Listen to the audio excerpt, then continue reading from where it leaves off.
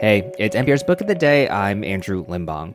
Susan Choi's previous book, Trust Exercise, was this teen drama about high school theater students that has a middle of the book. I don't know. I don't want to call it a twist, really, but it upends the psychology of the book.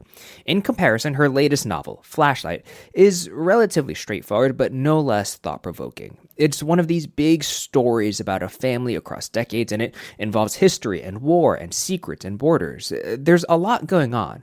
And so it makes sense that when NPR's Scott Simon asks how Choi kept track of it all, she says she just put everything in chronological order.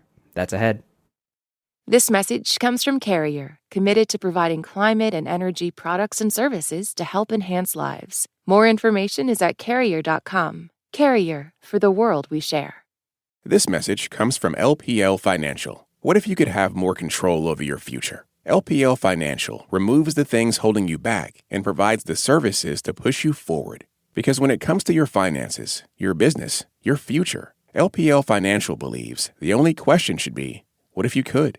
LPL Financial, member FINRA SIPC. No strategy assures success or protects against loss. Investing involves risk, including possible loss of principal. Susan Choi's new novel opens in mystery and tragedy. Louisa, 10-year-old girl, and her father, Cirque, walk along a beach in Japan. He carries a flashlight. We next see Louisa when she is washed up by the tide, struggling to breathe. Her father is gone. He couldn't swim. What happened? What will unfold next for the family? And what might we miss in our own life stories? Flashlight is Susan Choi's novel, and Susan Choi, a National Book Award winner who has taught creative writing at Yale, joins us from New York. Thanks so much for being with us. Thanks so much for having me. Help us understand all that weighs on Louisa to awake to be alive, but also to have suffered a profound loss and a persisting question.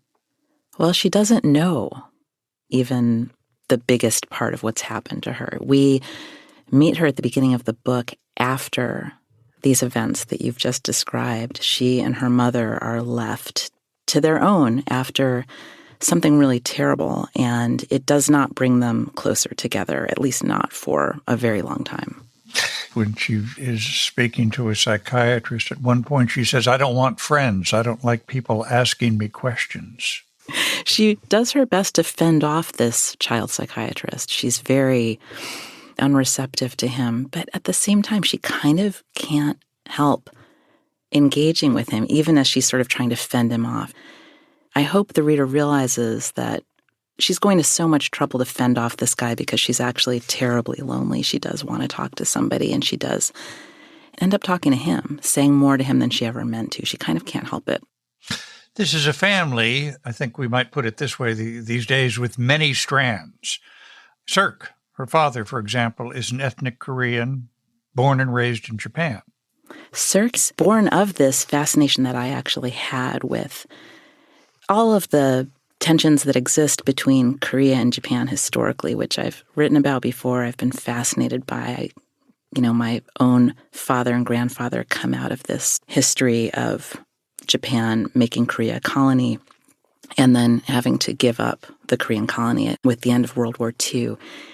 I was so interested in what was going on with ethnic Koreans who kind of got washed up in Japan at the end of World War II. They were second-class citizens under this Japanese empire, but then there is no Japanese empire, and they're citizens of nothing. And my interest in, what was that like kind of led to my inventing this character who grows up in this situation where he really doesn't have a country. In interviews, in fact, you've called Louisa's family, I think, mark this down, your phrase is an alternate universe family for your own, right? Very alternate. My own family spent some time in Japan when I was young. I was Louisa's age.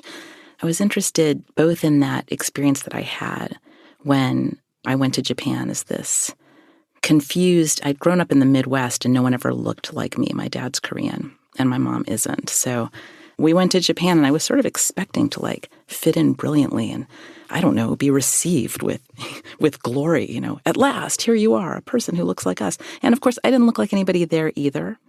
Japan cast a dark shadow, and I think that Korea-Japan relationship was something I wanted to explore in this slightly different way. such a vast historical expanse over this novel of almost a century, and for that matter, the hereafter. I've got an intensely practical question. How do you keep so many characters and their stories going in your mind? How do you keep them straight? I began this novel with the intention of writing something very short. And I feel like the novel kind of wrote itself like a snail shell. It just kept spiraling outward in both directions. I had a hard time keeping track of it, to be honest. And at some point, I had this revelation, which I'm going to share now with your listening audience as an amazing tip. I decided to put the events in chronological order. Wow, that's Tolstoyan. I know. It's a major narrative discovery. When you put the events in order, it's easier to keep track of what happened. I offer this free of charge. Well, thank you. Boy, you wind up with complicated feelings for Louisa. She almost blows up a college trip that veers from comedy to near disaster. She is only slightly less difficult as a young adult than she is as a child. I think there's a lot of me in Louisa, admittedly. It's a hard thing to admit because she's a character that is so committed to fending off love. But it was so important to me that she find love and some kind of peace. And that's why we end up following her for many, many decades and many, many pages. But I think she gets there. I hope she gets there. There is a line that I have savored. Love is perhaps the sensation of expertise that erupts out of nowhere, and as time goes on, accumulates enough soil at its feet as to be standing on something. I'm glad you singled out that line. It's funny, I remember where I was sitting when I wrote that. I was sitting in this wonderful library in Seattle looking out at the water, and I was trying to figure out how to talk about that love and that sensation of recognizing someone that you really actually don't know at all.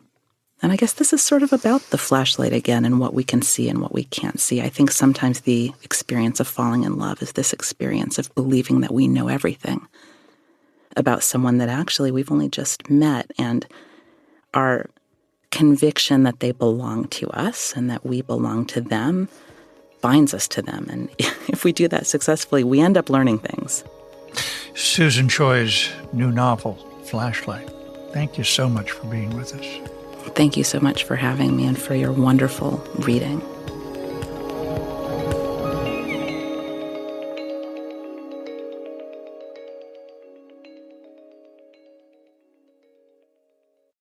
This message comes from Schwab. At Schwab, how you invest is your choice, not theirs. That's why when it comes to managing your wealth, Schwab gives you more choices. You can invest and trade on your own. Plus, get advice and more comprehensive wealth solutions to help meet your unique needs. With award-winning service, low costs, and transparent advice, you can manage your wealth your way at Schwab. Visit schwab.com to learn more. Support for NPR and the following message come from IXL Learning. IXL Learning uses advanced algorithms to give the right help to each kid no matter the age or personality. Get an exclusive 20% off IXL membership when you sign up today at IXL.com/NPR. This message comes from LinkedIn Ads. Target your buyers by job title, company, role, and skills with LinkedIn Ads. All the professionals you need to reach in one place. Get a $100 credit on your next campaign at linkedin.com/results. Terms and conditions apply.